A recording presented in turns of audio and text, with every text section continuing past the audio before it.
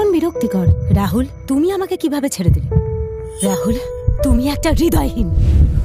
তুমি হৃদয়হীন।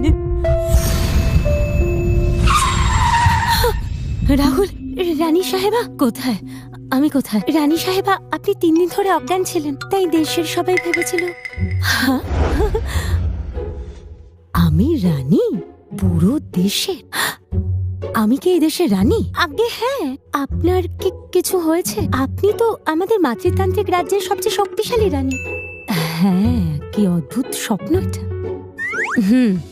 আচ্ছা, তো বাইরে এখন কি হচ্ছে? মানুষ আসলে মনে করেছে আপনি নেই। এখন সব পুরুষরা প্রতিবাদ করছে আর বলছে ওরা জেগে উঠতে চায় আর শাসন থেকে মুক্তি পেতে চায়। তাদের জানিয়ে দাও, আমি রাজ্যের প্রতিটি বিদ্রোহীকে আদালতের মাধ্যমে শাস্তি দিতে চাই, বিশেষ করে সেই রাহুলকে।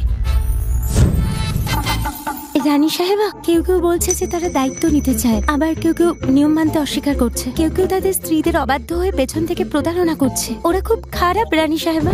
ওদের মরতে হবে এবং এক্ষুনি।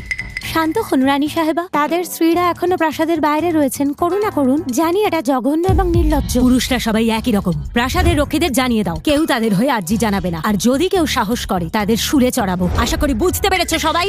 আগে তা কেমন সামলালাম ব্যাপারটা? একেবারে নিখুঁত মহারানী। এখন এটাই উপায়। আমাদের পৃথিবীতে একটা প্রবাদ ছিল যে নারী জাতি নাকি অবলা। এবার সময় এসেছে ব্যাপারটা উল্টে দেওয়ার। এবার পুরুষ মানুষদের শিক্ষা দেবার পালা। ওরকম কেউ বাইরে থাকলে তাদের টেনে কারাগারে নিয়ে যাও।